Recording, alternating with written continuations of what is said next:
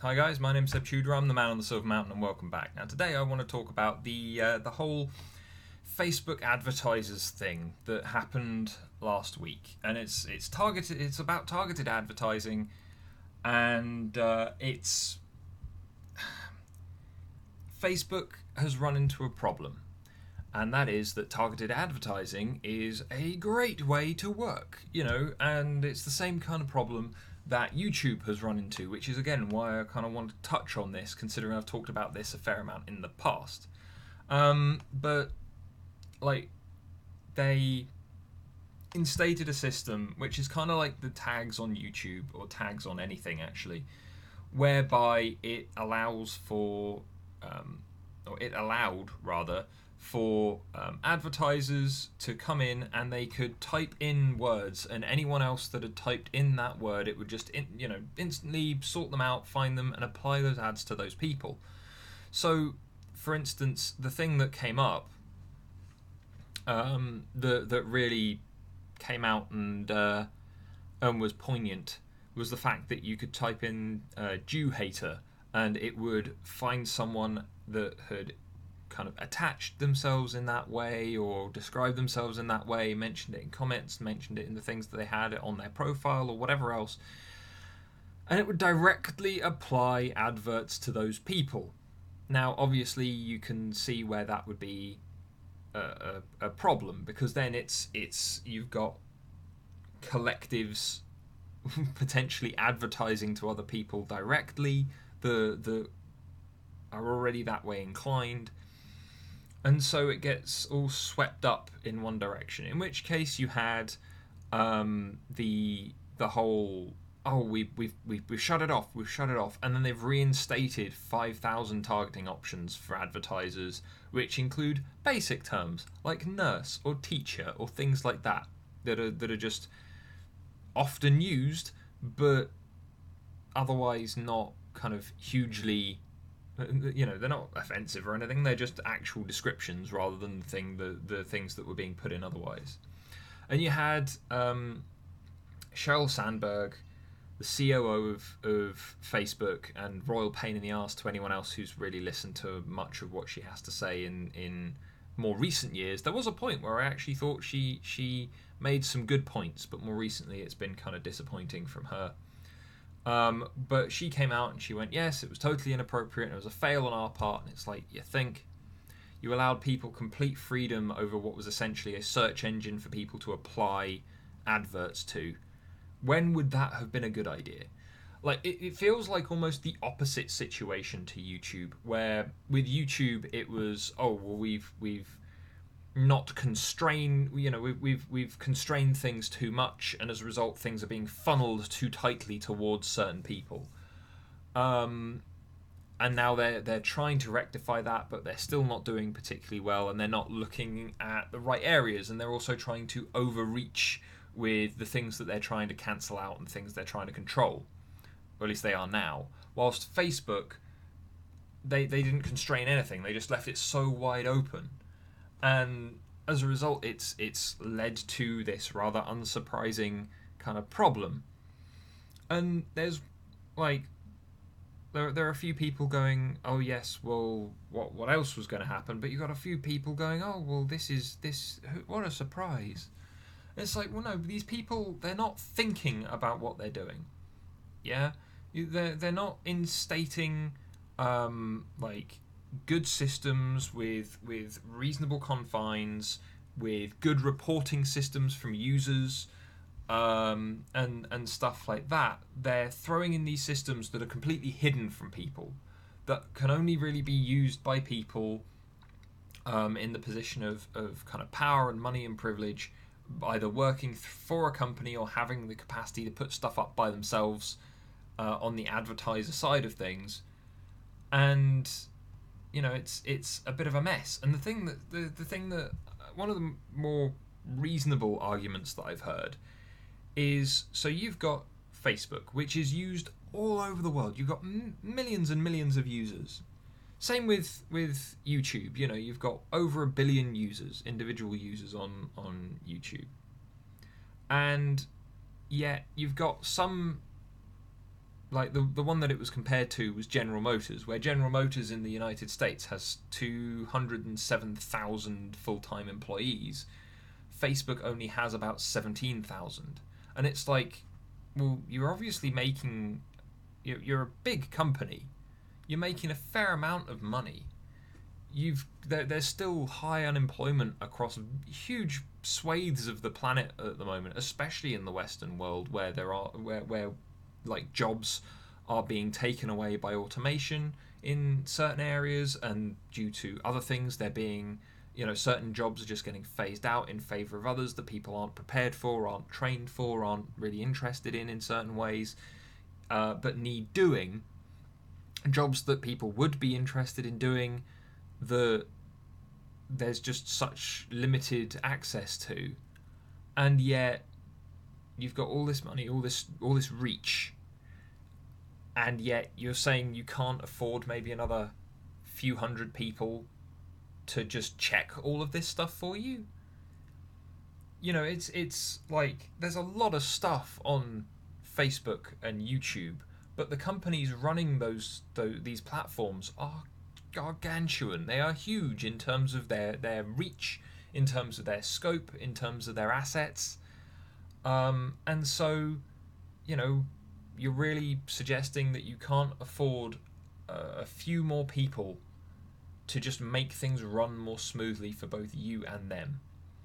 It's a really interesting and bizarre situation, considering that, of course, the first thing that it's only when they find out that people are targeting individuals that are kind of in a political sphere that they don't like. Yeah, as much as no one likes them outside of their own tiny community. It's strange to me that it took that happening, which anyone could have guessed would have happened because it's the fucking internet. Yeah? It took that long before someone went, oh yeah, this is a bad idea. We probably shouldn't have done that.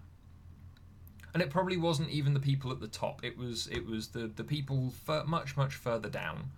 And it's just been relayed later on after they've gone, oh shit, it's all gone, it's all broken, oh no, it's all gone to pieces. And so you can take Sheryl Sandberg going, oh, it was totally inappropriate and a fail on our part, and either go, okay, well fine, so they fixed it now. Or you can go, yeah, well, you obviously don't know your platform or the place that your platform lives within, because anyone could have guessed that was one of the first things that would happen. The hell? And so, now looking at this and looking at the situation that I'm more concerned about overall, which is the YouTube situation with advertisers and with this kind of stuff, and I'm like, again, I feel like it's not the hardest thing to do. Like, you put in a system that is both reasonably open, but also very constrained. Yeah, it doesn't allow for complete freedom in targeting whoever you wish, but it does allow you a good number of options. There you go. That's the advertiser bit done. The rest of it is working with your community and working on reporting, working on kind of filtering and checking content. Now, obviously, the algorithm has done a pretty bad job overall recently, because we've again been hit with demonetizations and silly bullshit around all kinds of things that just don't really deserve it. But then the other thing that kind of flips round and goes the other way is, could a group of people actually review all of that information? And the answer is probably no. But could you work out some middle ground between an actual group of people, like a substantial number of people, and the system that you want to make work to make it easier? I imagine there would be. And again, it's all about keeping a good grasp on what you're actually looking to control. Do you need to control political opinions that you don't agree with? No. But do you need to engage with things like violence and actual incitement to violence, be it around like hateful ideologies or around anything else. Yes, that's a thing that you need to do, because that leads to actual felonies, that actual convictions and things like that impact on a legal level, not just on a social level. In which case, yes, those things you control. Pornography in all forms, both legal forms and illegal forms, have been said not to be appropriate for the platform. In which case, what do you need to do to control that? Well, fine. You need to have good reporting so that people can report stuff that they see that shouldn't be there, if it comes up at all, or they need to and they need to make sure that there's filtering in place in a way that you've got both people coming in and checking, and people and a system trying to filter it out. You know, we don't want a situation where a girl sat in a bathtub with her knees up to her chest is suggested to be completely nude and has things reported and taken down, you know, as was the case on Facebook not so long ago. But we don't want porn just kind of sifting through, because obviously there are some people that are more sensitive to that. Lastly, copyright. That's a business thing. But how have people used it? This is where fair use comes in, and where other bits and pieces come in that kind of float around copyright and around kind of freedom of expression and things like that. That's probably the most nebulous area. The advertiser stuff is easy. I mean, it might take a while to work out, but it's easy enough to deal with. You know, you've on Facebook here instituted 5,000 targeting options and left it at that for the moment. See how it runs. If you need some more because there are enough people in a certain profession or doing a certain thing that contributes to what these advertisers are looking for, and it doesn't impact in a negative way, I don't know, like the nicknames for sports fans, yeah, for depending on which team they follow or something like that. Add those in. You can always add stuff over time just to expand. An always expanding feature is only ever going to be more of a feature to someone that wants to use it. So do that instead. Start small, grow. Yeah? That's how all of these things have worked so far. Why should it be any different for this as a kind of subset of the overall system? And then in regards to everything else, the porn side of things, fairly straightforward. You just don't want it.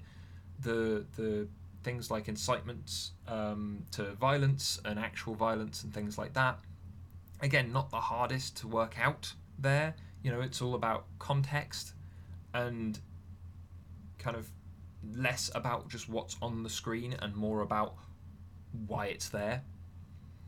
In which case, you know, adding in a system where, as has been the case with news and as has been the case with people uploading videos of kind of crimes and things being done outside of like lawful areas of the planet, where you've got war crimes being committed and the proof is being uploaded to YouTube as like a last resort, actually have options for people doing that so that you don't get the conflict.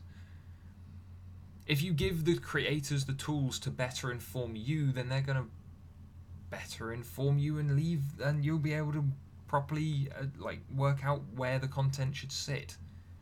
You know, there's so much more that you could be doing with that.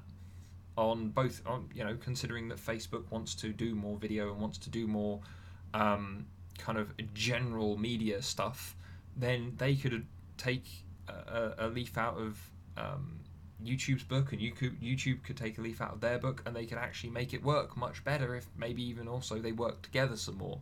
But at the moment, again, the same way that like YouTube doesn't want to work with Amazon and doesn't want to work with Facebook and doesn't want to work with anyone else really, like there are very limited options that they actually provide for doing that. So anyway, you know, it's this targeted ad thing. It's a great way for both people to advertise their stuff and for people to find stuff that they're looking for. But you've got these controlling companies that are either too casual about the whole idea of it, or too worried and too spineless to really deal with the pressures of it. And there needs to be a middle ground found somewhere, because otherwise this system that's really good is going to go to waste, and the only people that are going to suffer are the users. And when the users suffer, then the platform starts to suffer. So I don't want that to happen. You know, I may not use Facebook as much as maybe I should do, or Twitter even. I don't use all that much, and so on. But I don't want them to collapse as platforms. They are still useful. They do still serve a purpose. You know, Twitter is probably the one that I am least in favour of, but it still serves a purpose there to one degree or another. You know, without it, we wouldn't have such an easy window into the mind of the President of the United States, for instance. But anyway, guys, I'd love to hear what you guys have to say, what you guys have to think about this. You know, are you in favour of targeted ads? Have you ever used one and actually found that it was exactly what you wanted and all that kind of thing? Are you just dead against them and would prefer some kind of alternative system? If so, please suggest one. You know, maybe we can, if it's a really good one, maybe we can make it work. You know, somewhere.